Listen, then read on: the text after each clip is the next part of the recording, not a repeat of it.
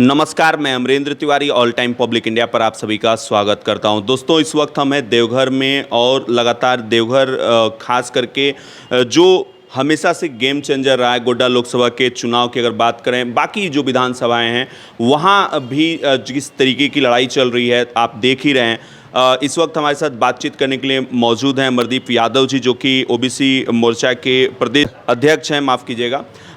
अमरदीप जी, आप यहाँ पर आए हैं किस तरीके से, चूंकि एक विपक्ष कह रहा है कि भाई ओबीसी का जो आरक्षण है उसको खत्म करने की तैयारी चल रही है, इस मुद्दे को इस चुनाव में जो बाकी अब जो अंतिम चरण का जो मतदान होना है, खास करके संथाल परगना की जो सीटें हैं वहाँ पे, तो क्या आपको लगता है कि ये जो एक भ्रम की स्थिति पैदा हो रही है, या फिर विपक्ष की तरफ से जो आरोप लगाया जा रहा है कि ये काम जो है मोदी सरकार करने वाली है अगर वो आती है वापस, तो इस पर सर क्या कहेंगे?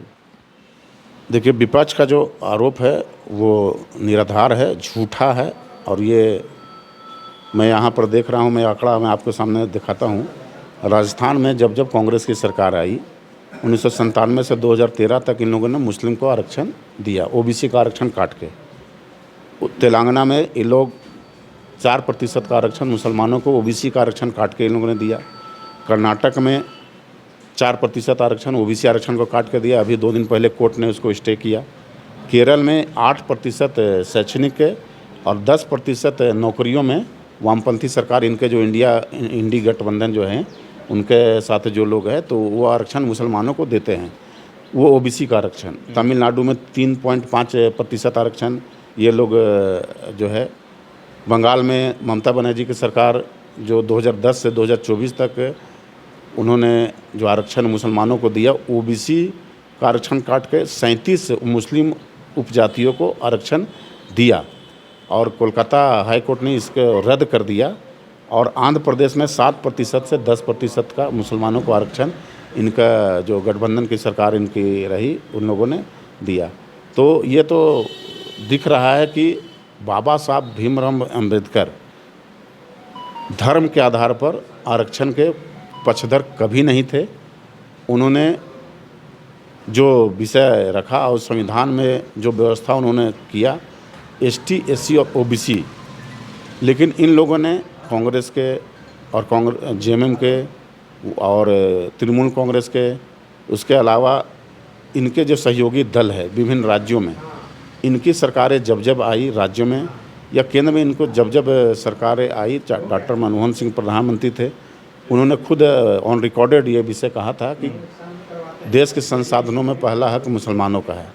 तो इनकी मंशा इस देश में तुष्टीकरण नीति चलाने की है, केवल और केवल मुसलमानों को वोट बैंक का इस्तेमाल करते हुए उनको लाभ पहुंचाने की है। और इस देश का जो एक बहुसंख्य वर्ग है, और चाहे वो सनातन धर्म को मानने वाले लोग हो, चाहे एसटी, एससी, ओबीसी, जो संविधान के तहत जिनको विधिवत आरक्षण दिया गया है, उनके आरक्षण को डाका डाल करके ये लोग केवल मुस्लिम को आरक्षण देते हैं। तो ये आंकड़े, ये मैं जो बता रहा हूँ, इससे ये स्पष्ट है और ये साबित हो चुका है कि ये ओबीसी का और एसटी, एससी का आरक्षण को लूटने वाले ये इंडी गठबंधन कांग्रेस वाले लोग हैं, और इनका झूठ बेनकाब हो चुका है।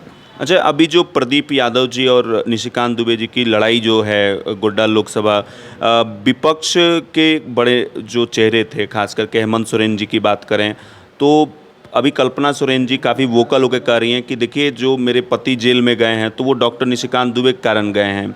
इस तरह से जो है वो अपने खास करके नेताओं को भी कह रही हैं कि भाई गोड्डा का सीट जो है वो हर हाल में जो है जीतना है।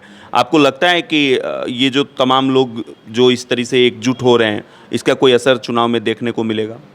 देखिए, ये लोग एकजुट हो रहे हैं और एकजुट होते हैं। जब जब एकजुट होते हैं इस राज्य को लूटते हैं, जब जब एकजुट होते हैं ये इस देश को लूटते हैं।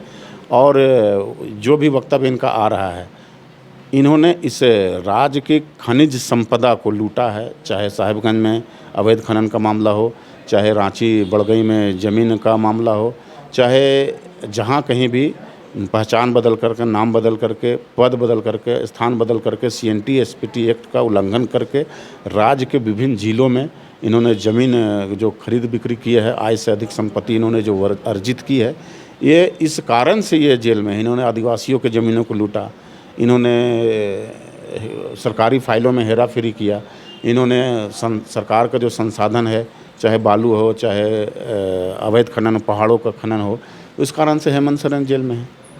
तो इनको ये बताना चाहिए कि भाई अभी तक कितने क्षेत्रों में किन किन संसाधनों का इन लोगों ने दुरुपयोग करके और इन्होंने क्या कमाया और इनका बंटवारा कहाँ कहाँ हुआ। तो ये झूठा आरोप लगाते हैं। जब भी कोई किसी एजेंसी के द्वारा जांच पड़ताल करने के बाद और सब कुछ स्पष्ट होने के बाद इनके आसपास के जितने भी सहयोगी है, ये सभी लोग जो है जब भी ये जेल में जाते हैं अपने कुकर्मों के द्वारा, तो इस प्रकार से प्रोपेगेंडा फैलाते हैं कि भारतीय जनता पार्टी के अमुक नेताओं के कारण ये जेल में है, जबकि केवल और केवल चोरी के कारण ये जेल में है। आज गोड्डा के लोकसभा के अलग अलग जगहों पे आप गए होंगे, किस तरह का माहौल आप देख रहे हैं यहाँ पे? क्योंकि कहा जा रहा है कि अंतिम चरण में चूँकि 3 जगह पे यहाँ पे खास करके 3 सीटों पे वोटिंग होनी है, गोड्डा हो गया, दुमका हो गया, राजमहल हो गया। गोड्डा को लेकर सभी की निगाहें, पूरे विश्व स्तर पे लोग जो है खास करके आप देखें बाबा बैद्यनाथ धाम नगरी को लेकर लोगों में उत्साह रहता है, और इसको लेकर जो है आप लोग क्या एनालिसिस कर रहे हैं और आप जब क्षेत्र में जा रहे हैं तो क्या रिस्पॉन्स मिल रहा है? देखिए, वातावरण काफ़ी सकारात्मक है डॉक्टर निशिकांत दुबे जी के पक्ष में, और डॉक्टर निशिकांत दुबे जी चौथी बार प्रचंड मतों से चुनाव जीतेंगे। अब की बार 9 लाख पार वो मत प्राप्त करेंगे, और पिछले 2009, 2014, 2019 की पिछले 3 चुनाव की तुलना में ये ज़्यादा अधिक वोट प्रतिशत लाएंगे, और इनके जीत का जो मार्जिन है वो पिछले 3 चुनाव से ज़्यादा इस बार जीत का मार्जिन होगा। इस बार रिकॉर्ड तोड़ मार्जिन से ये जीतेंगे। बहुत बहुत शुक्रिया सर बातचीत करने के लिए। धन्यवाद।